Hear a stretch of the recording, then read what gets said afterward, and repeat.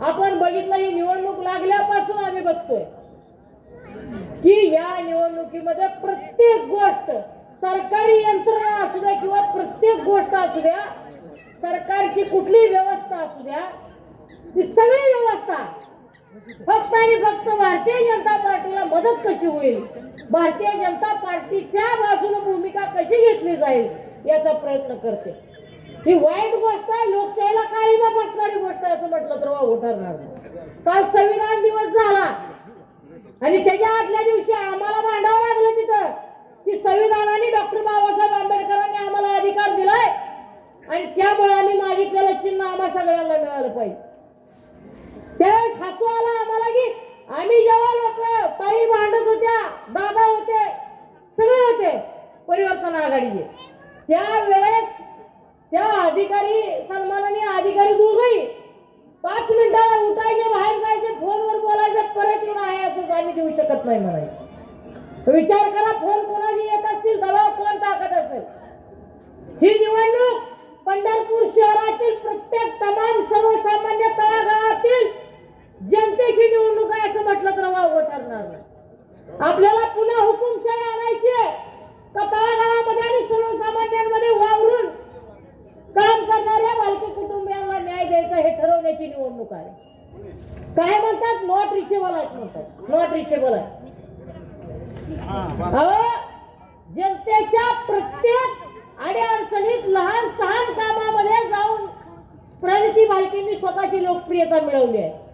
तुमच्या अख्ख्या कुटुंबामधली लोक जरी आतापर्यंत प्रत्येक घराघरामध्ये जाऊन आले नसतील, तेवढ्या प्रत्येक घरामध्ये शहरातल्या प्रणितीताई बालके जाऊन आले ही सांगावं लागेल. ही कुठेतरी खऱ्या अर्थाने अभिमानास्पद गोष्ट आहे आणि प्रत्येक गोष्टीत म्हणायचं तमाशा झालाय, राजकारण करतात, असं झालं तसं झालं. लोकशाहीनं भांडणं म्हणजे तमाशा आहे का मला सांगा?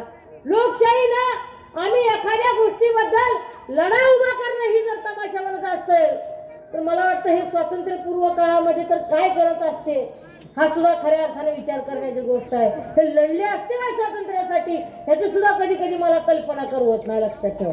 आता राहिला प्रश्न मूलभूत सुविधांचा, गरजांचा.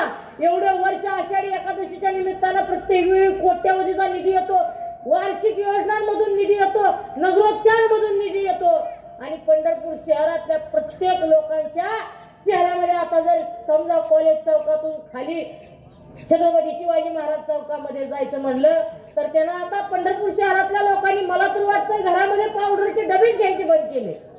काहीच गरज नाही, फक्त भान पाळायचं आणि बाहेर निघायचं. आपोआप पाहिजे तेवढ्या ठिकाणी पाहिजे तसा मालवा बसतो. कुठं कुठं तरी एवढा थर बसतोय मला तर कळलं. शहराची दयनीय अवस्था आहे. रिक्षावाल्यांना विचारा खड्ड्याचं माप, असं माप आहे खड्ड्याचं चांगलं काय काय ठिकाणी. आणि प्रत्येक वेळेस त्यांच्या ठेकेदार जगवण्याची योजना जी आहे त्याच्यामध्ये सर्वसामान्य लोक वर पडण्याचं काम झालेलं आहे. अनेक गोष्टी आहेत, त्या गोष्टी बोलल्या गेल्या पाहिजेत. मला वाटतं त्या निवडणुकीमध्ये नाट्यमय घडामोडी घडल्या, त्यांना उमेदवार मिळू नये, त्यांच्यावर दबाव टाकला जावा, अशा गोष्टी केल्या. कधी कधी म्हणायचं भांडवल करता, असं करता तसं करता. सत्यात असून तुम्ही काय केलं, आता तुम्ही सुद्धा स्वतःची घमेंड दाखवताय का नाही आणि म्हणायचं ही निवडणूक मी सिरियस घेत नाही.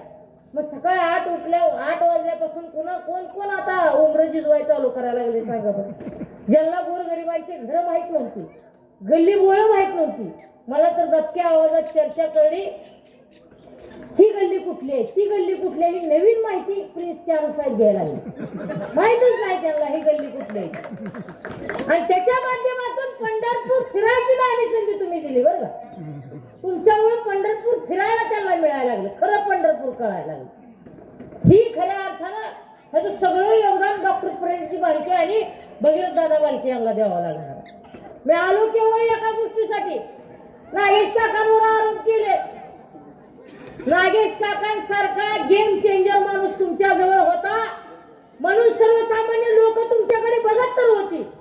आता तुम्हाला ह्या निवडणुकीत कळेल तुमच्या मागे लोक आहेत का फक्त ठेकेदार आहेत ते. नागेश काकांची ताकद काय आहे ते तुम्हाला निवडणुकीच्या निकालानंतर समजणार आहे. म्हणून खऱ्या अर्थानं पंढरपूर शहराच्या स्वाभिमानाला डिवचण्याचं काम करू नये. तीर्थ क्षेत्र विकास आघाडीच्या माध्यमातून मिळालेला आहे. डॉक्टरेट शहराचा नेमका आजार काय आहे त्यांना माहित आहे.